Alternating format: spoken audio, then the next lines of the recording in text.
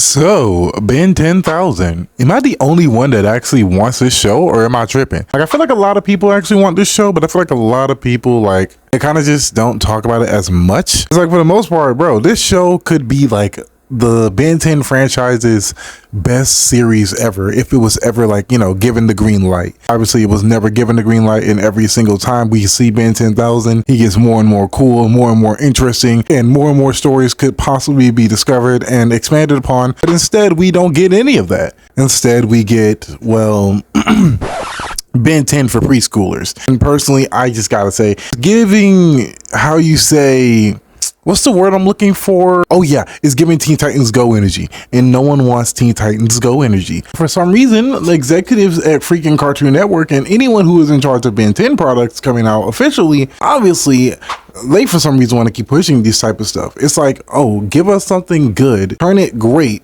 turn it fantastic, and then let's just purposefully downgrade it just because we feel like doing it. And honestly, we've seen this with Young Justice. We've seen this with so many different series over the years. And I don't understand why they have to continuously go through this here. It's like, at the end of the day, why is it that people won't just make stuff that fans want to see? I don't understand this whole thing with modern companies nowadays. It's like they just make stuff that, like, small majority of people would even know about or even care about, and then produce that on mass and again rinse and repeat for whatever thing you're pandering to. It's like, why not make something that everyone can enjoy? I feel like people are like, oh, kids need to see animation things and spelled out to them on a silver platter and dumbed down to them. Like, bro, who do you think started out watching Ben 10 before you dumbed it down for preschoolers? Children still enjoyed it when it was more mature. Children still enjoyed it when it was slightly lighthearted, but still more or less mature. I don't understand where the rhetoric comes from as far as like, oh,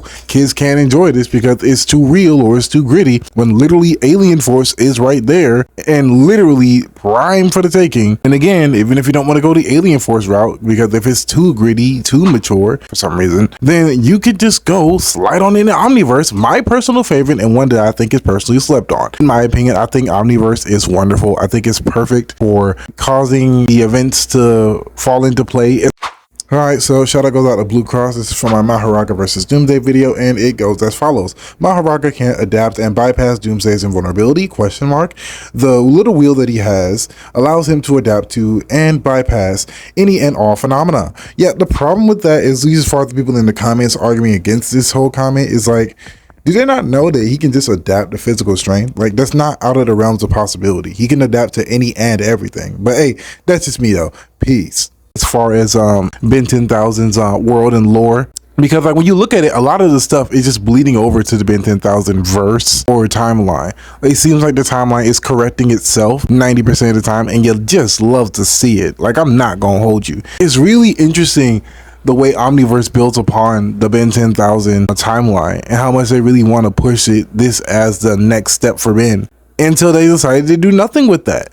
You know, they have this whole plot with Ben's son, you know, being a time traveler, and it gets no real resolution, and none of it comes into play later on in the finale, not really, anyway, because we don't see the next jumping off point. I feel like a lot of times when it comes to superhero media, for some reason, the people in the powers that be who are controlling these properties refuse to let these characters grow up. Like, literally, it took so many years for them to leave Spider-Man alone and just let him grow up, let him mature, let him have a future and a family. Like, we're only getting that stuff that fans wanted from Spider-Man from years now.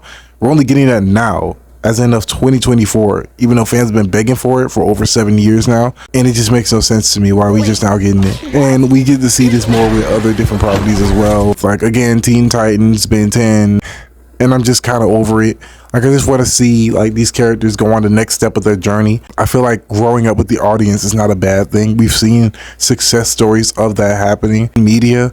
I just don't understand why people won't just like take hold of this opportunity so you can reach broader audiences by reaching the main fan base who grew up with the show and also reaching new audiences. So yeah, for personally, because for me, it's the weirdest thing to never happen, even though it screams money, it screams merchandise, it screams more toy sales and everything else under the sun. But for some reason, they're just like, nah, let's not do that. And instead, let's just make, again, chibi Ben 10, because gotta get that viewer base of people who don't give a shit, because that's just what we do now. Let's just pander to the smallest demographic of people. because why not? Instead of the people who are a part of the generation that saw it all and wants to see more of this universe and of this timeline specifically, we don't get that.